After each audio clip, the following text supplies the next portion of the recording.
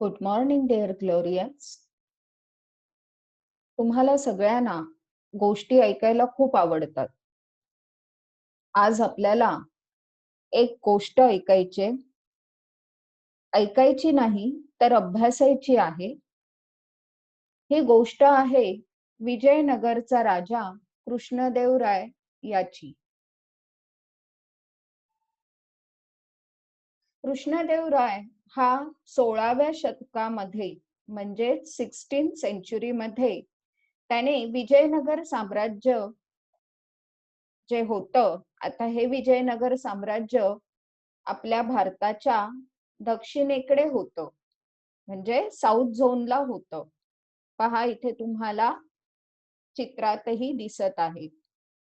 तर कृष्णदेवरायचं साम्राज्य जे आहे ते अगदी केरळ पासून कलिंग पर्यंत पसरलेलं होतं.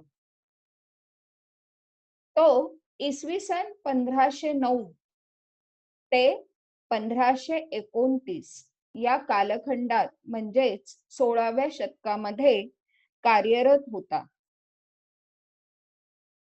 हा राजा अतिशय प्रेमळ, तितकाच कर्तबगार, तितकाच हुशार होता आणि सगळ्यात महत्वाचं म्हणजे याला प्रजेबद्दल काळजी होती.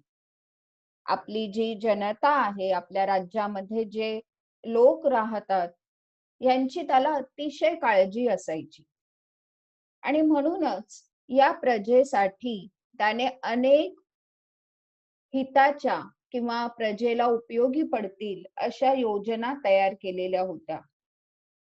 त्याच्या काळात त्याने अनेक जमिनी ज्या आहेत, या जमिनी शेतीसाठी उपयोगात आणलेल्या होत्या. मग या शेतीला किंवा लोकांना पाणी पुरवठ्याची सोय व्हावी, पाणी मिळावं, यासाठी त्याने अनेक धरणं म्हणजेच डॅम बांधले होते. तो एक स्वतः उत्कृष्ट कवी सुद्धा होता. त्याच्या दरबारात अनेक हुशार, उत्तम असे विद्वान होते, ज्यांना अष्टदिग्गज म्हटलं जायचं. अष्ट याचा अर्थ काय? 8. आणि दिग्गज म्हणजे एकापेक्षा एक हुशार. आता ही 8 माणसं ही सतत या कृष्णदेवरायला लोकांच्या हितासाठी चांगले चांगले सल्ले द्यायचे आणि त्यांच्याशी विचार विनिमय करूनच कृष्णदेवराय वेगवेगळ्या योजना आपल्या प्रजेसाठी, आपल्या जनतेसाठी राबवत असे. म्हणजेच अतिशय निरीक्षण करून, परीक्षा घेऊन त्याने आपलं हे 8 लोकांचं मंडळ तयार केलेलं होतं आणि हे 8 मंत्री त्याला नेहमी योग्य तो सल्ला म्हणजे ऍडवाइस देत असत. आज आपल्याला कृष्णदेवरायच्या या अष्टदिग्गज मंडळापैकी एका प्रधानाची गोष्ट ऐकायची, पाहायचे, वाचायचे. या प्रधानाचं नाव होतं अप्पाजी.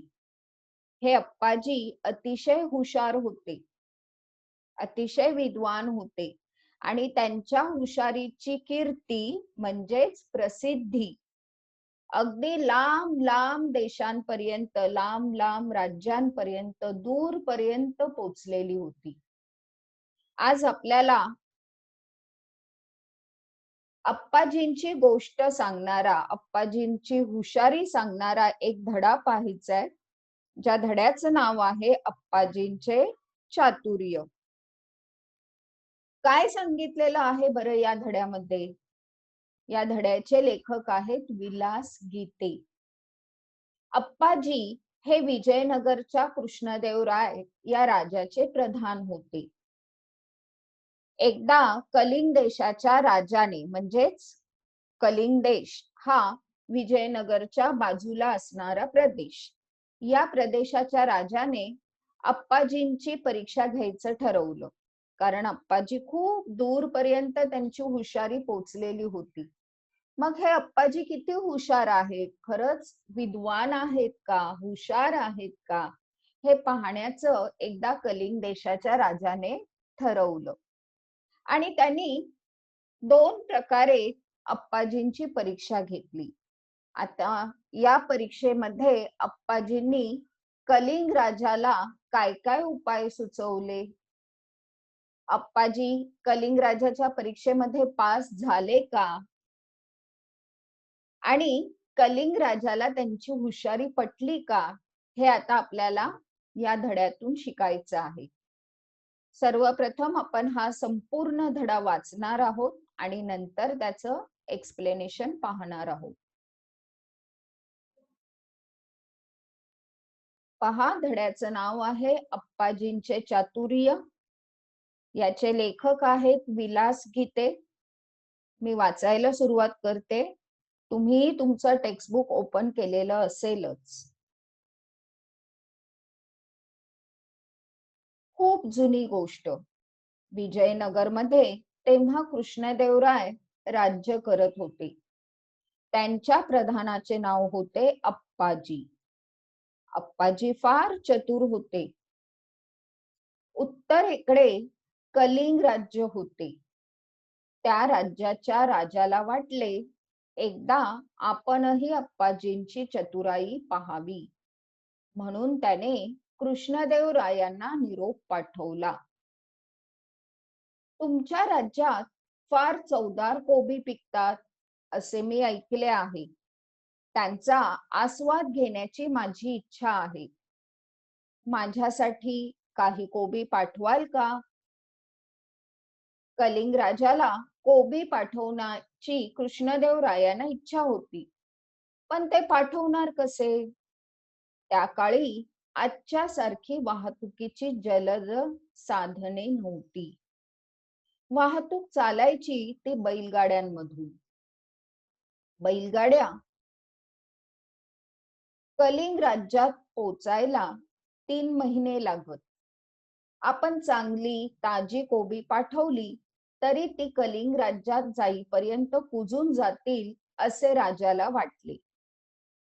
आपली शंका त्यांनी अप्पाजींना सांगितली. अप्पाजी म्हणाले, त्यात काय अवघड आहे? एका बैलगाडीत गाडी वाणाला बसण्यापुरती जागा सोडून बाकीच्या जागेत माती भरा. त्या मातीत कोबीचे बी पेरा. रोज कोबीच्या रोपांना पाणी देत पुढे जायला गाडीवाणाला सांगा. गाडी कलिंग राज्यात पोहोचेपर्यंत कोबी तयार होतील. राजाने अप्पाजींच्या सांगण्याप्रमाणे एका गाडीत माती भरून त्यात कोबीच्या बिया पेरून ती कलिंग राज्याकडे रवाना केली. गाडीवान प्रवासात रोज कोबींच्या रोपांना पाणी देत होता. 3 महिन्याने ती बैलगाडी कलिंग राज्यात पोहोचली. कलिंग राजाला ताजी कोबी मिळाली. त्याला आनंद वाटला. अप्पाजींचे कौतुकही वाटले. अप्पाजींची आणखी एक परीक्षा घ्यावी असे कलिंगच्या राजाला वाटले. त्याने एकसारख्या दिसणाऱ्या 3 मूर्ती मागवल्या व म्हणाले, या 3ही मूर्ती दिसायला सारख्या असल्या तरी यातली एक मूर्ती निकृष्ट आहे, दुसरी मध्यम दर्जाची आहे आणि तिसरी उत्कृष्ट आहे. यासारख्या दिसणाऱ्या 3 मूर्तींमधील उत्कृष्ट कोणती ते मला सांगा. त्यांच्यामधील फरक इतर कोणालाही ओळखता येईना. अप्पाजी म्हणाले, मी सांगतो फरक. त्यांनी एक लवचिक तार घेतली. ती एका मूर्तीच्या कानात घातली. तेथून ती तार मूर्तीच्या तोंडातून बाहेर पडली. अप्पाजी म्हणाले, ही निकृष्ट मूर्ती. नंतर अप्पाजींनी ती तार दुसऱ्या मूर्तीच्या कानात घातली. ती तार त्या मूर्तीच्या दुसऱ्या कानातून बाहेर पडली. अप्पाजी म्हणाले, ही मध्यम दर्जाची मूर्ती. तिसऱ्या मूर्तीवरही अप्पाजींनी हाच प्रयोग केला. त्या मूर्तीच्या कानात घातलेली तार तिच्या तोंडातून व दुसऱ्या कानातून कोठूनच बाहेर पडली नाही. अप्पाजी म्हणाले, ही उत्कृष्ट मूर्ती. अप्पाजींनी कलिंग राजाला त्याच्या प्रश्नाचे उत्तर दिले. आपण मागवलेल्या मूर्तींपैकी एका मूर्तीच्या कानात घातलेली तार तिच्या तोंडातून बाहेर पडली. ती निकृष्ट मूर्ती. एखादा माणूस ज्या अफवा ऐकतो त्याचा खरे खोटेपणा पडताळून न पाहता जर तो त्या दुसऱ्यांना सांगू लागला तर त्याचे व समाजाचेही हित होत नाही. या मूर्तीचा असा अर्थ होतो. दुसऱ्या मूर्तीच्या एका कानातून घातलेली तार त्या मूर्तीच्या दुसऱ्या कानातून बाहेर पडली. ही मध्यम प्रतीची मूर्ती. एखाद्या माणसाने अफवा ऐकली आणि ती दुसऱ्या कानाने सोडून दिली तर त्यात समाजाचे हितही होत नाही आणि नुकसानही होत नाही. हा दुसऱ्या मूर्तीचा अर्थ. तिसऱ्या मूर्तीच्या कानात घातलेली तार तेथे चढून राहिली. ही तिसरी उत्कृष्ट मूर्ती. अफवा ऐकल्यावर जो माणूस दुसऱ्या कानाने ती सोडून देत नाही किंवा लगेच ती दुसऱ्याला सांगत नाही तर तिच्या खरे खोटेपणाची खात्री करून घेतो आणि आपण काय ऐकले ते पुराव्याशिवाय सांगत नाही, तो माणूस उत्तम. हा तिसऱ्या मूर्तीचा अर्थ होय. कलिंगच्या राजाला अप्पाजींचे उत्तर मिळाले. अप्पाजींनी तीनही मूर्तींचा दर्जा ओळखल्याने राजा संतुष्ट झाला.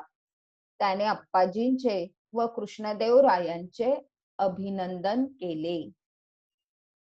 तर अशा प्रकारे आज आपण हा धडा वाचलेला आहे.